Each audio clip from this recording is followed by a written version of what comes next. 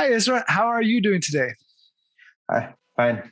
A little bit tired for, but for my current job, but yeah.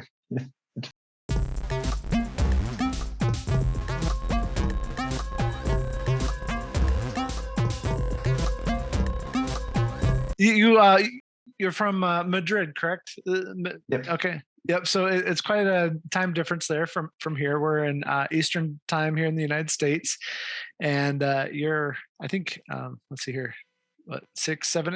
Is it 10 p.m. 10, there? 10 p.m. Yeah. Yeah. So 6 hours ahead of us. Yeah.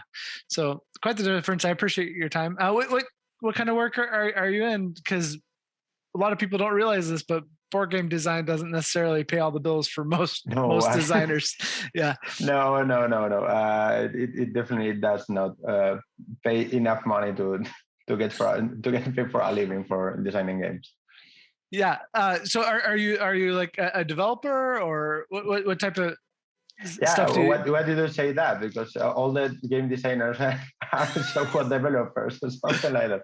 No, yeah, actually, I'm a software developer. Yeah, and I mean there are a good number that I know that are Yeah, I know. developed. And here in Spain, all the designers that are friends of mine are or teachers or software developers. It's like Okay. we have one guy that was actually a baker, and we're like, no, you're too weird for this hobby. Come on. You have to study a degree or something like that to get a job with a computer or something. So you had one baker who's also Baker, yeah. Okay, Make cool. bread and pastries and also make games. Awesome. Now I'm totally thinking about Panaderia as and wanting to get. Do you have conchas in Spain? Like it's a Mexican treat here, where they have them at the Mexican bakeries. They're like they make them like this seashell shape kind of thing. Have you ever? They're brightly colored, like yellow and blue and pink and stuff.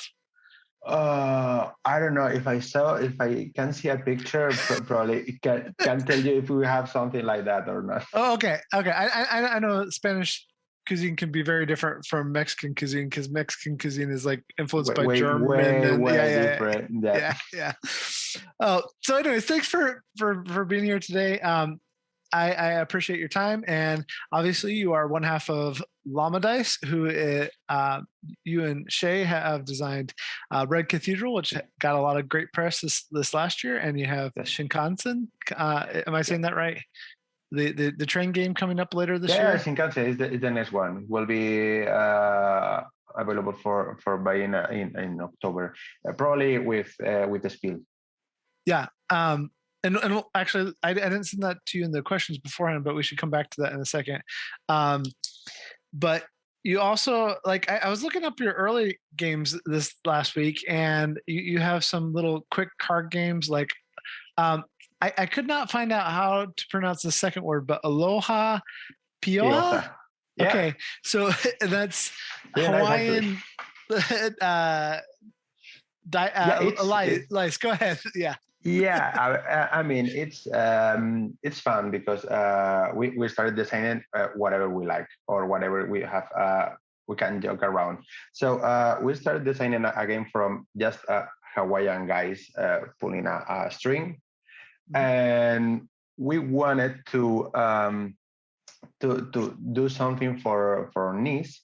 Actually, called she called her name is Paula, and kaula in Hawaiian is string.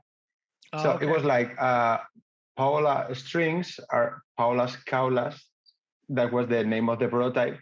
And It was like, okay, but what strings has a girl in his hair? His it's the only string you have in your body. So It was like, okay, what do you have in your hair? Okay, lice. Okay, there are Hawaiian lice pulling the. So at the beginning, we changed some things to fit the theme, and yeah, if the question is why, I don't have the answer because it is like, okay, why not? And the publisher goes, okay, yeah, it's a fun theme, so go for it. Yeah. Yeah, that was part of the question, is like, why lice, a game about lice. But sometimes we ask ourselves, like, why Okay, why not? Yeah, and the one I really want to find, I've seen a couple times in the U.S. is smoothies. That looks really cute and fun. But when we were playing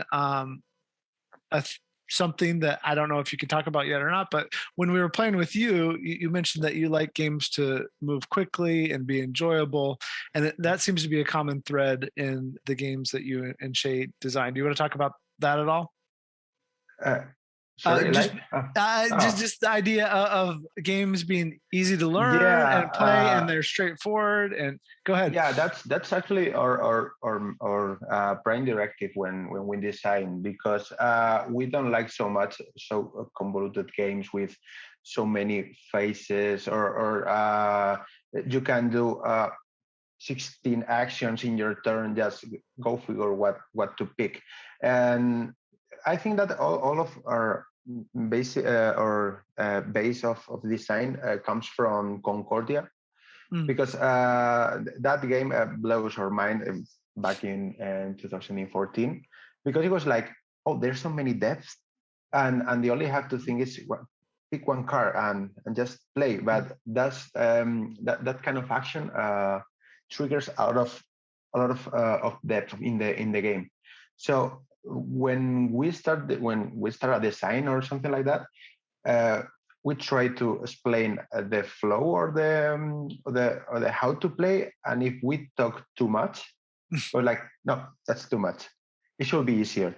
So go back and then try to refine and refine to just to, for example, in the Red Cathedral, is pick one out of three. Mm. You claim or send or get the resources. Right. And with that premise, we it's more or less when we try to design. Not always we succeeded, but at least we try to do that in that way. Yeah. So all those games are a little bit different. Where do you start when you start your game design? Is it just you have an idea and then you start putting some prototyping together, or do you go in with I want to use this mechanic, or where do you and Shay usually start? Usually, we are pretty chaotic. I mean, we don't have a method or something like Yeah, yeah, yeah, this kind of thing that make your game in 10 steps. And no, that's not yeah. work with that. For example, I want to talk about how it becomes our first design that Mhm. actually got published. That is Raymaster. It's because I have a bunch of small dice in my hand, and it was like, I can make a game with this.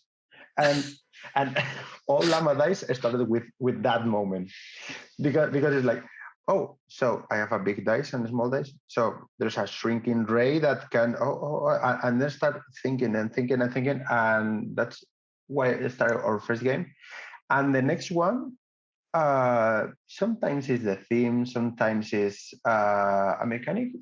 This kind of mechanic will be nice if we move in this way and this way. And what theme? I don't know. I don't care. I mean, the great mechanic in Channel Tunnel was made by entirely by Shay, and we started playing with blank cards Mm. and Okay. wooden disc without anything in. But figure out if you move this disc and then go and. So we started the game with the theme, sometimes with the mechanic. I mean, we don't have the we don't have the answer Yeah, yeah, yeah. to that. Well, I follow you both on Twitter too. You're both very active on Twitter. Is it you sharing, or is it Shay sharing, or both of you? Both. I mean, Okay. you don't know who is replying or putting nonsense on Twitter. Well, but you both like to play games a lot too, and you play a lot, and you have an extensive collection of your own. What types of things draw you into other people's games? When you look at it, is it the artwork that you say, or hearing about a game, or what draws you into playing the game yourself? Sometimes we are very we enter in board game give like 20 or 40 times a day, like, and we constantly trying to keep update with the new games and stuff like that. But Uh-huh. mostly, you can have two things to give attention for us. One, if it's painted by Clemens Frank, because if that guy paints something, we are Team Clemens. So it's like, if you're painting this, I want to try this game. Or if it looks like an Euro game. I mean, it's like if it has tracks and dice and something like that. Oh yeah, that or shit. Yeah, Charlie.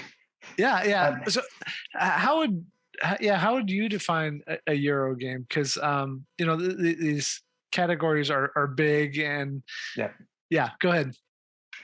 I I don't know to define this. I mean, because I know that the pure definition of Euro game is like simple rules and a lot of depth, like all Euro style games, like from Kramer and Kiesling and all this kind of thing. But for us, an Euro game is practically a game that gives you points for nothing. I mean, it's, it's like the team doesn't care. I mean, just give me victory points. But in Yeah. what shape? I don't mind. In money, in recognition, in prestige, or whatsoever. That's for us the definition of Euro game. We over here we tend to all games that do that like a point salad.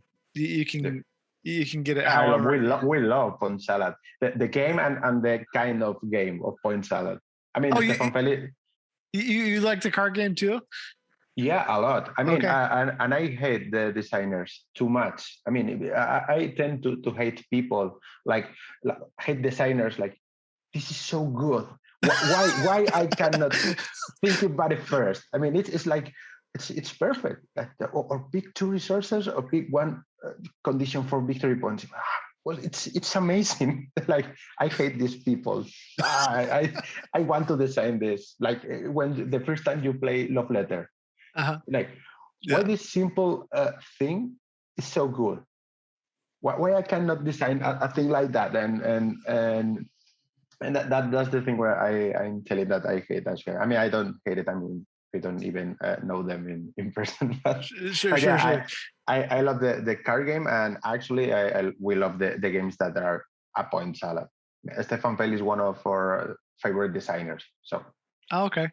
I really want to do to play Trajan again with the new art and everything. I already enjoyed the game a lot, and then when they re-released it, I don't know, did they re-release it over there, Trajan? But because by Stefan Feld. What game? Trajan. Have you played Trajan? It's got the little Mancala thing over in the corner. I mean, that word in Spanish sounds totally different. Trajan. Like, I don't know. In Spanish sounds Trajan. So, from soft chase. Sorry. Yeah. It was like, okay.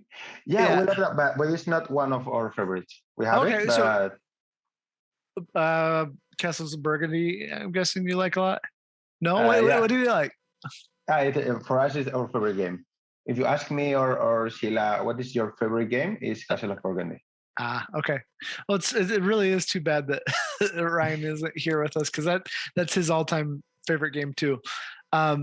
Did you do the what was it, the 10th or 20th anniversary upgrade to it? We have both. I mean, we have both. Okay. I mean, it's like if it's your favorite game and you don't buy both versions, I mean, you are not going to do it with other games that have better versions. You have to do it if it's your favorite game. Yeah. Okay. So, what other have you played? Have you played The Magnificent? No, not yet. So one of my want to try list. Okay, I only asking because there's that dice selection and placement, and I feel like it has some similarities to Castle of Burgundy, and so I'd love to hear what you all think of it, since Castles is one of your favorite. Okay, so what? But you have met a lot of designers. You get the advantage of being able to go to Essen and other things. Are you going this year? what do things look like in Europe right now for you and other game designers? But I did not understand the question. Sorry. Okay, are you going to Essen again this year? Yep. Yeah, Okay. yeah. Finally, that Yeah. we have booked everything, and we also have the tickets. Or we hope to not to get anything in there. Yeah. Well, I mean, so most people, not everybody, but most people who listen to us are from the U.S. We for some reason occasionally have people in other parts of the world. I have no idea how they found us, but that for those who aren't in Europe, how long does it take to get from like Madrid up to? It's a couple of hours. You can go directly to Düsseldorf. That is Yep. like a city that is pretty near to Essen. Yep. And it's like 2 hours and a half, or that's it. I mean, and there's no borders. There are not North American airports. They are also a nightmare. I mean, I really have been on the JFK, and the worst experience ever in an airport. And I've been in a lot of airports. It was like, oh, I'm here with 7 hours of advantage, so I can be easy to. No, it's only just 10 or 15 minutes left to take the plane with all the lines. Or was so I understand that the people from US cannot attend Essen because I mean there's a lot of troubles to traveling currently. Yeah. I mean, it is the same way I cannot go to Gen Con or right. Yeah, and unfortunately, there's lots of silliness going on here in the U.S. Anyways, but you get to go to Essen. You have a little llama that you take with you. I saw some of the pictures you've taken with many game designers.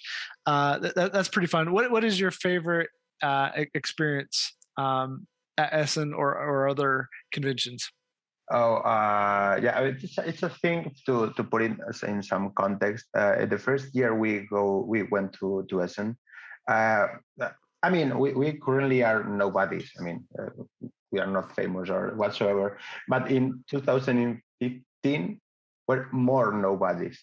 But we were there with just for fun because we are fan of board games before game designers. So like our brand is a llama. We took a small llama toy, but just to put it in places and take pictures to just write in the blog like we have been in Essen. And at some point, Sheila told me, why not you can take a picture from Stefan Feld with the llama. And I think, why not everyone? So every designer we recognize or we know that they're signing something as well, like we give him or she the llama toy and they take a picture and they make a huge album with designers, publishers, artists, and so on. We did that in every Essen we went because we have been four times. This year will be the fifth. Mm-hmm. And for example, Eric M. Lang, the last year, not the last year, 2019, come to us, say, come on, I thought that you're not coming this year. Who is your llama toy? So it's just like a thing. We go to people, to designers, and they don't know us. It's obvious. But when we pull out the small llama toy, oh, you again? Yeah, come on, let's take some picture. So this year we are not going to do that because safety issues and health issues. I mean, it's an object that is going hand by hand to many people, so it's not. So we are going to make a small piece of cardboard with a llama. Okay. We are going to make a bunch of them and give them to the designer and make the picture. And then this is for you. It's one use only, so you can throw it to a trash can or having like a souvenir. Yeah, well, that's fun. Do they have like an I don't know what they're called, an unpub type event at Essen, like they have here in the US at Gen Con and Origins? Do you know what I'm referring to? Yeah, but Okay. we don't have, or I don't know if there's something like this in Essen. We have like an Unpop event Mhm. in Spain that it runs in another city. Uh, we have been attending to that event like for I don't know 7 years or 8 years because when we started in 3 months there were that convention, so we attend to that convention and then keep going year after year. The first year we did not attend was the last year in 2020, no, in 2021, this year, because the last year was the last weekend before it go to lockdown. Ah, It yeah. was like we went to the fair with a sense of fear, like the things are going pretty bad in the outside of Spain, but okay, we can have this convention if with 30 300 people more or less. Mhm. But then the next weekend we go to lockdown, so yeah, that's all this shit that we already know. But this year we did not we couldn't attend to the convention because it was only online. But yeah, Oh, okay. we have one of these. But in many events in Spain, we have like a corner that the designers are begging for attention because it's like you are in the back of the event, and it's like, come on, get and try my prototype, please. And then if someone goes near, it's like, oh, come on, sit here. I'm going to show you something. Yeah. We actually we don't do that anymore because we know more or less how to design. We can more or less know how the gamer is going to react, or Mm. so that, I mean, we do a lot of play testing with different people and a lot of blind testing, but not with random testing. That Mm. is the kind of testing you do in a convention. Right. But sometimes we miss this kind of way of approaching people. Yeah. Blind playtesting is very different than direct playtesting where you're choosing your people. Yeah. Um, so, do you have a favorite experience at Essen yourself?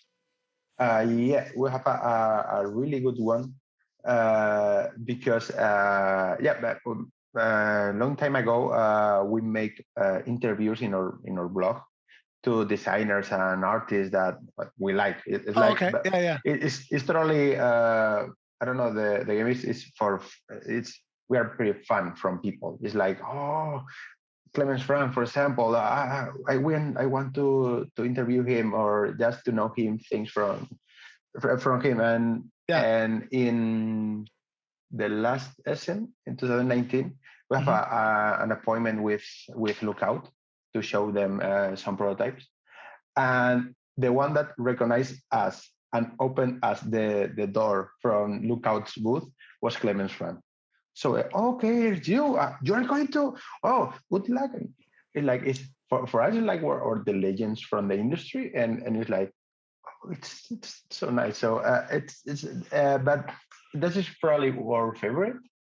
But there are a lot of stories in that way because you can think that someone is a huge figure in the business, or it's super important or something like that. But at the end, when you are going into the halls and in different halls and booths, all of them are very very approachable. Mm. And that and because I the only two sentences I know in German, I was talking with Wolfgang Kramer, or Oh, like yeah. you for me are a god. So it was really nice. What's your favorite Wolfgang Kramer game? I could say Take Five isn't the name in English. Nim Six. Yeah. Take Uh, Five uh, Six Nimit is usually what it's. Is it in take? Is it take five? I don't know. Now I'm confused. yeah, because it's category 5 was the first name, and this is Sex Nim in German.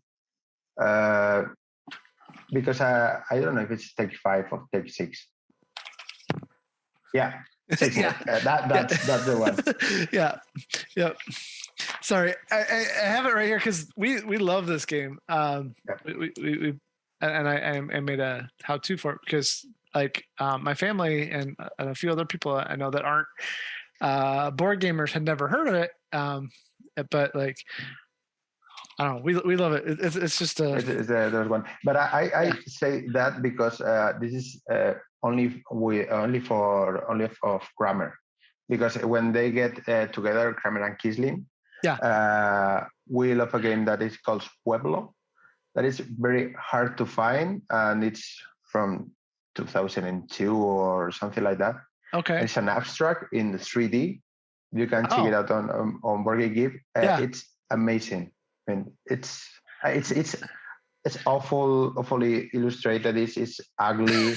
Probably it's not politically correct right now because it's with the tribe of Peru, I think.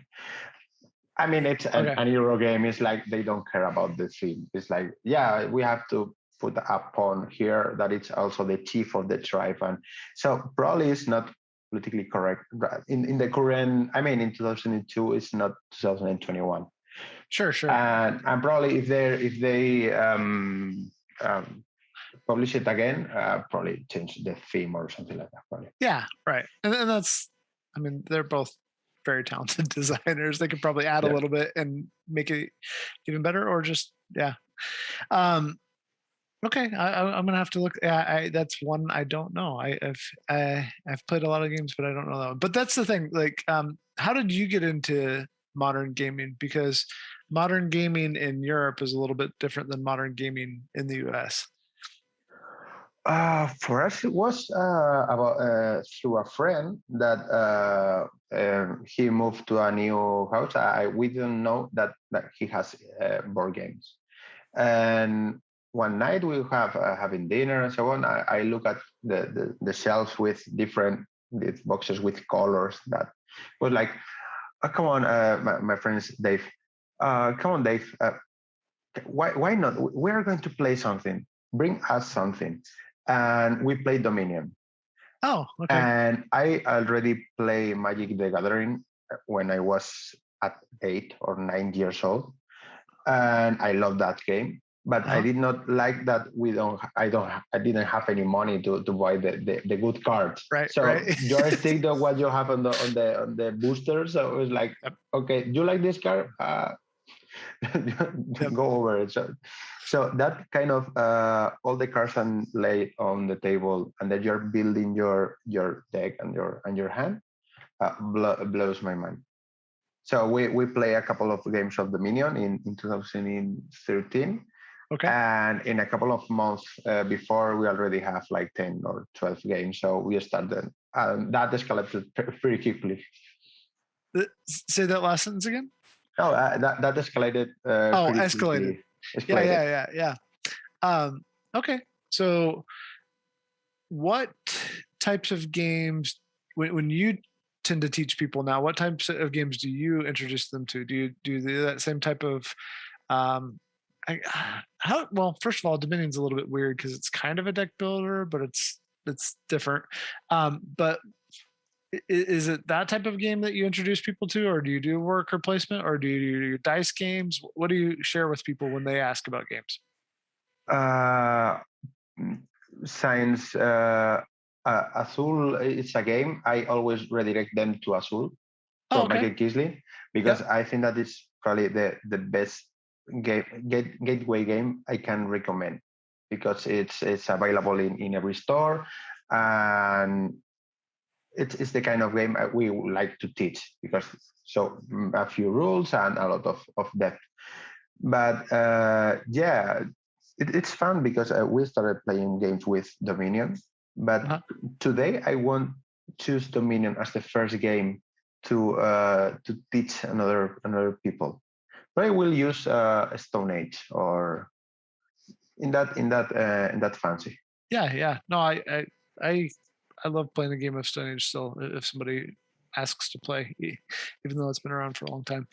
Um, so what are you and Shay playing yourselves right now that's not something that you're working on? What are you enjoying playing in games right now? We basically we're playing more or less the same games. We're trying a lot of new games. Actually, we play Golem, and it's amazing. And we want to buy it because we tried in with a YouTuber from Spain that has a physical copy, and we can play it, and it was amazing. But currently, we are playing a lot of games of Llama Land from Phil Harding. Okay. Yeah. Yeah, it's funny because the publisher of that game in Spain come to us and give us the copy for free. It was like, come on, I have to do that. So they gave us, and we have played a lot of times already, and it's a really nice game. I mean, we love Phil Harding because he made the as a designer, we have to play everything that it's made by Phil Harding, because you learn a lot from him, because it's like it takes this concept and he made it so smooth and so simple to understand, and what lessons we can take from this game to apply to another game from us, or why this game is so good or not, because that's the key, the strong point for Phil. That is, they make really simple game, but you get in the game all the time. And Llama Land for us is better than Beren Park and the Gingerbread House. Yeah, Gingerbread House. Gingerbread House. Yeah. Yeah, it's like the mix of the other two, but really better. It surprises a lot. And also has tiny llamas, of wooden tiny llamas. So I mean, I have to look it up now because I've played most of his games, but I can't think of that one. So like I'm looking up the page so I can see this as we're talking about it. Yeah, no, it's really good because for example, we played Cloud City. Cloud City it's nice, but it does not have so much interest from us. Okay. I mean, we can play it at any time. It's like, you want to play one Cloud City? Yeah, okay. Never say no to play a game of Cloud City, but at the end, does not have any thing that wanted to keep it playing. And Llama Land has that particular feature that, I don't know. It's more for gamers. Oh, wow! I totally missed this one. Yeah, it came out this year, and it's in their family game category. Okay. I think that's part of the reason I missed it. Like sometimes, with that marketing. Yeah, sometimes, I mean, I tried Cloud City last week. I mean, and this game was for a while. It was like, yeah, it's a family game that will be light, but no, this looks interesting. Well, I appreciate that because I'm always looking for. I mean, that's the hard thing sometimes is there's so many games anymore. I mean, you mentioned Eric Lang. He was talking about this last week that he mentioned that the barrier to entry sometimes is so low for self-publishing that it only clouds the market. It doesn't mean that there's not lots of good stuff out there, but sometimes it's hard to even see the good stuff like this, like Llama Land, because I don't even know how many games we're up to a year now. I think we went down a little bit this last year, but there's been a couple of years where we're at over 5,000 games internationally put out. There's a lot every year, and it keeps growing. Yeah, but but I won't say that the barrier is low. I mean, at least for us, it's hard to get published. I mean, yeah. Well, what he was talking about was that you can do this print on demand stuff, and you can. I don't know if you have anything similar in Europe, but there's a couple companies like the Game Crafter where you can basically be like, here's my game. If you want to order it, it's a different form of print on demand. Do you have things like that in Europe or? Yeah, we have one in Spain, but it's not like the Game Crafter. That for me it's a really good idea because it's like, I mean, I did this game. No publisher wanted. I don't want to spend my time in a Kickstarter campaign or something. Yeah. It's like you can get it, but I did not consider the Game Crafter games like market games. I don't know. Yeah. But I don't want to sound like higher or it's like elitist. Yeah. Elitist. Yeah. That's the word. I mean, it's like, okay, it's I would love to have a service like that in Spain. I think the thing is, at least over here, is that sometimes, especially when you go to retail stores, it's and not even going to retail stores, because I can't tell you the last time I went in a retail store physically, but just sorting through all the news that comes out and everything else. It's hard to see. It's hard to see what's new. So, anyways, I'm going to pull up my questions here because I totally lost my train of thought, which is what I do sometimes. Usually because I tend to talk too much, so it's normal. Every interviewer and if Hussein was here, what you won't even start to the question one. So the big question that we've asked people over the last three seasons, it's something that has kind of come to define our ethos, is how do you want to see the world of tabletop gaming grow in the next few years? I only want to see is to keep growing.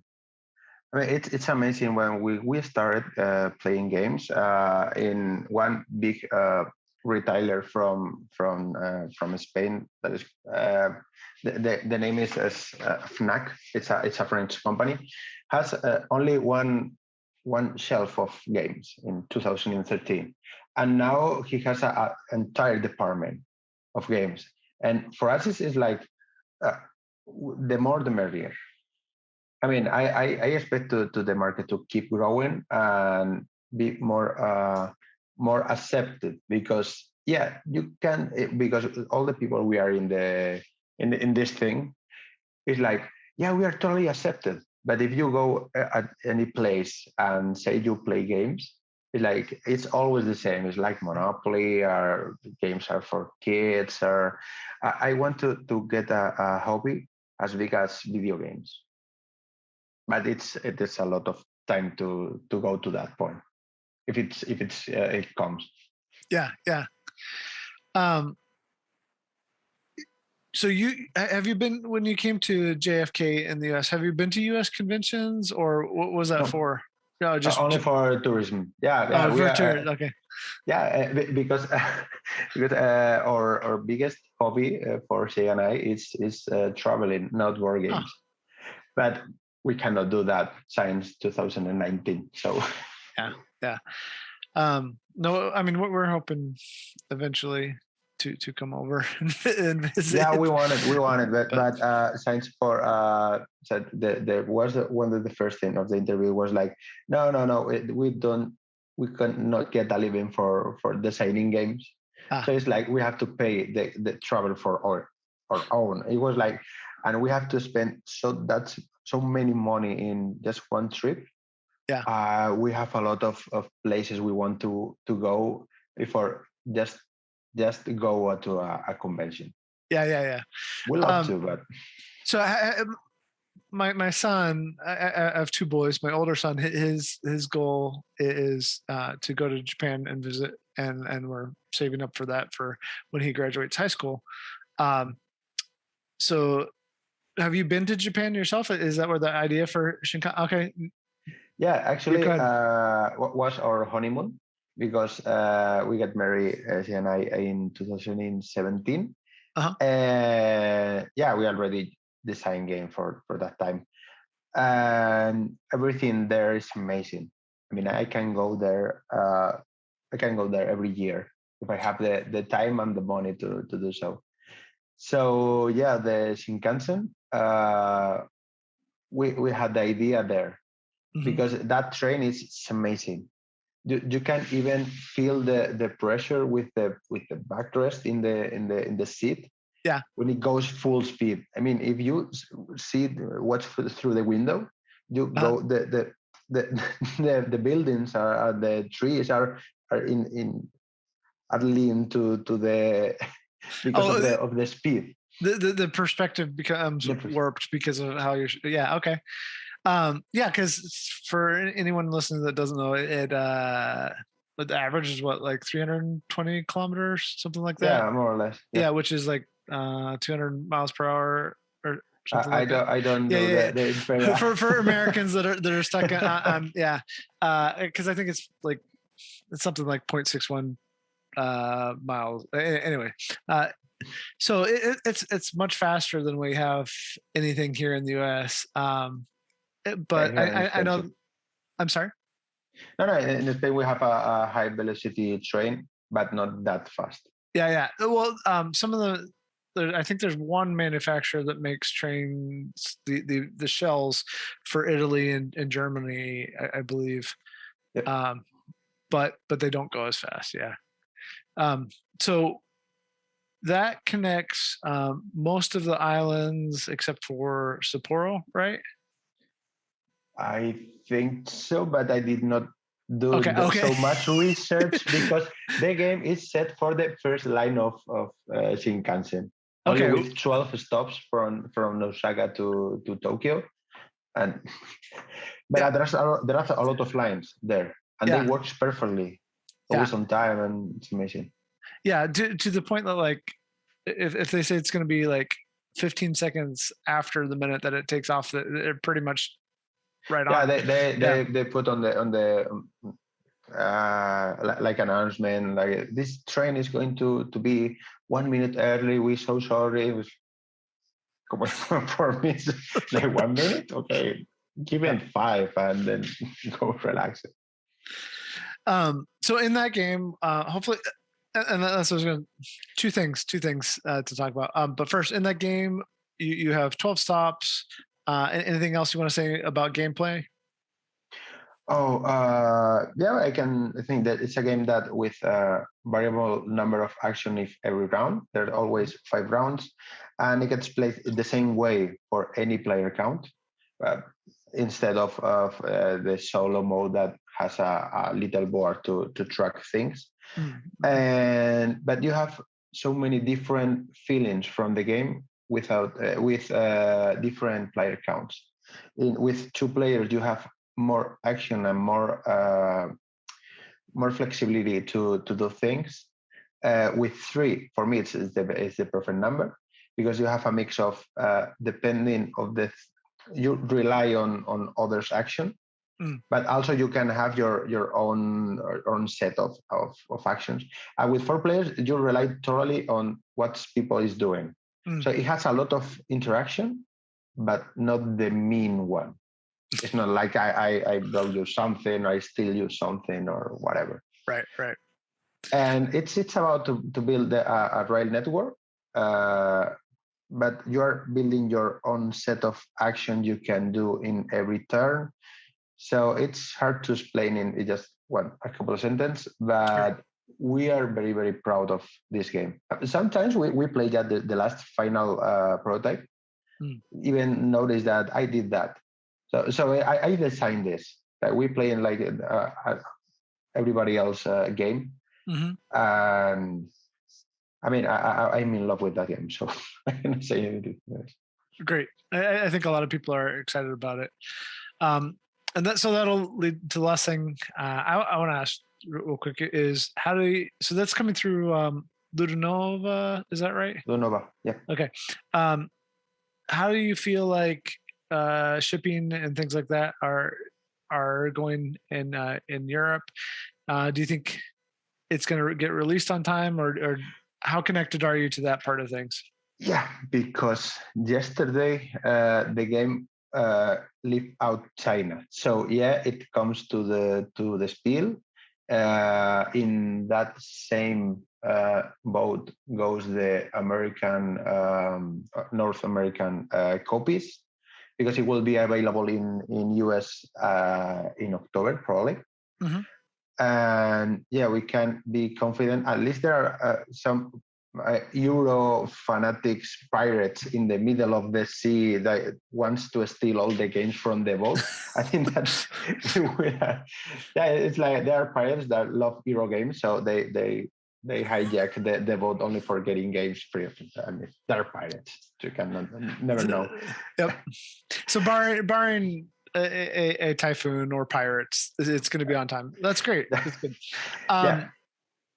Well, I only ask because the shipping crisis seems to be worsening for a lot of companies. Yeah.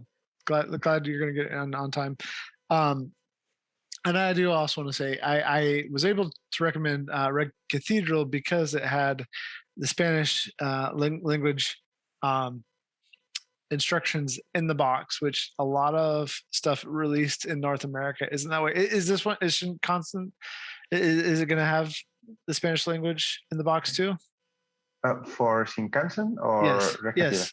No, Yeah. Red Cathedral will have the two languages in the box. Okay, cool.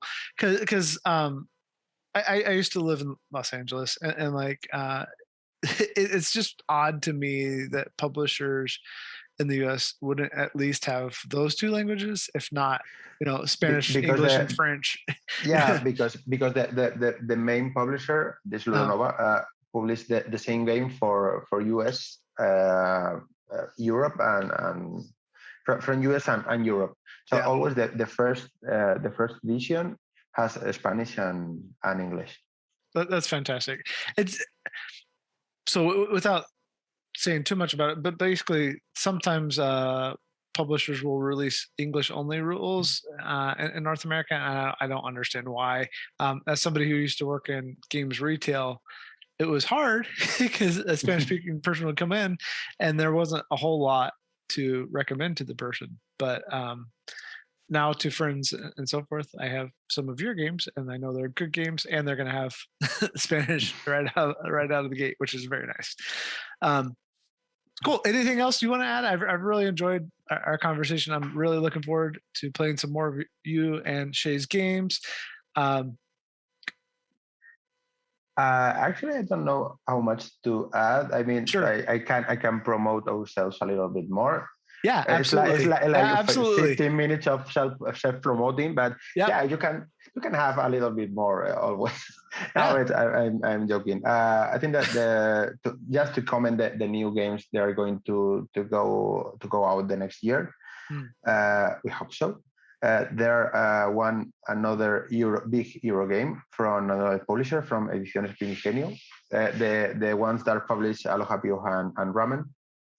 Okay. And will be a really big Euro game of worker placement that it was in the works for so many long. So okay, so that's Ramen and another one, or Ramen and Aloha Pioja. Oh, okay. I'm sorry. Yeah. So Okay. those Aloha Pioja. Okay. So that was our two first games with them, and this will be the big one, and probably the biggest game from us ever, and heavier, but not heavier from rules, for gameplay. Okay. As always say, if you it's something that we can ensure to people, like if you're going to play a game from us, it will be simple. It will be easier to teach or to learn or to read the rule book and play it, because we don't like extensive rule books and exceptions and something like that. Yeah. This one was the biggest one. Then we will have probably the 2-player game from Ludonova 2, that it's made about the construction of the Flatiron, the building from New York, because we travel to New York. As I said, we go to a place and then see things and then go back to home and then design games from that things. So yeah. So what I'm missing there is, what is the name of this biggest game that you're, It's or is Alsmer. this That is secret? no, it's not Oh, secret. okay, okay. The game is Flow War because it's set in a festival of flowers after a Oh, okay, war. So it's okay, Flow War. It's a pun in the title, okay, and it's still getting the artwork done and okay.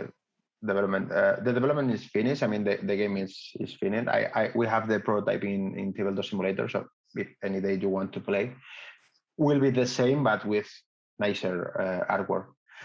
And that was the biggest one. Oh yeah, The second one was the Flatiron. Flatiron, right, right. Okay, yeah. I was just for whatever reason I was missing the title in there. No, because I didn't say it. Yeah, Oh, I okay, forgot okay, it. okay. I That was was like, my bad. My bad. okay, oh, okay. So it's a pun on flower and what? Flower and war. So it's Flower. flow war. Okay. And the best thing is the title came as a joke, but Okay. the publisher and us start calling them flow war, flow war, flow war. It was like, well, they will be the title, right? Yes, okay, what will be the title? So Okay. So, flower, flower, flow flower, war, yeah. and Flatiron. Okay, and Flatiron would be like a more medium weight type of game, or Yeah, medium weight Euro game in okay, the with meaty decisions like in Channel Tunnel, okay, and it gets built in 3D. You actually finish the mm, game with like that building like a slice of cake. Finish and the game is finished when you finish building the thing. yeah, And it's a game that we designed it really fast because we had the thing so clear designing it. But we signed it in 2019, so hmm it will be in 2022 probably. We hope in 2022. And the cool, last one will be a card game. I mean, we don't like cooperatives. We don't like games in real time. We like party games, but we don't play it so much. oh, Well, we have designed a cooperative party game in real time, a card game for the okay, beer. It's totally silly, but we had a lot of fun playing with the prototype. And the beer saw it in that convention of prototypes I told you before. yeah, And it was an install of the publisher saw that. So 8 people playing in real time, shouting mm, at the table, and they said we want it. But we even show it to you. We want it. We want that feeling. We had people laughing at the tables. So hmm its name is Walkie Talkie. okay, It has nothing to do with walkie talkies, but has to. I don't actually. I don't know the keywords from walkie talkie in English because it's like I say something, I say over, and the other say another word. When oh, you're with like rhyming words or what? no,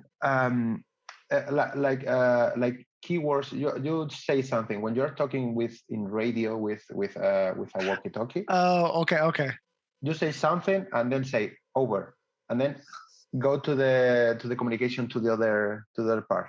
okay, So the only thing that it can go with walkie talkies are these keywords that probably will be adapted to English. That will be in English, French, and so on. okay. And that's all the thing I can tell by now because you already know something, but it's not But we can't talk announced about yet. that. Yeah, Yeah, I cannot talk about it. yeah. Probably after Spiel we can talk more or less. Excellent. Well, I really appreciate your time, and I'm looking forward to Flower. Flower. I can't see. Anyway. Because I'm gonna guess. Do you like playing Keyflower? Have you Yeah, played Keyflower? Yeah, we like that, but we don't have it in our collection because with two players is Yeah, not yeah, so good. And we yeah, have a rule in our house. It's like if it is good, it has to be at least interesting with two players. yeah. And only we have games for more player count, like up to from 3 to whatever. If they are small card games or games Yeah. that are small, because there are so many great games that has not a two-player mode, but they don't need it. I mean, they're perfect in that way. You don't have to just to put a two in the box. Don't It doesn't mean that they're good. Yeah, yeah, exactly. yeah. So okay, I'm looking at, but so you're But saying it's not. flower? It's not related. It's not related. The key flower Not really. with Okay, our game not okay, related at okay. all. Okay. But what you are saying is that it's going to be good at two players. All of our games. Yeah. If it unless the box says that is not it was with two, because we design Yeah. for two players and then goes up the player count. Yeah. Because I mean it has to be good with two because we are going to play it a lot. Say Sheila and I, so like has to be good or at least interesting. I mean, Yeah. Red Cathedral with two is very good, but Yeah. we know that with three it's better. Smart with the majority, so we know that. But Yeah. if you want to play with two, it's also good. Yeah. Well, excellent. Thank you so much, Isra. I appreciate your time. Get some rest, and hopefully someday we'll see you at Essen or if you're traveling here in the U.S. So thank you so much. Hopefully. Thank you very much. Cheers.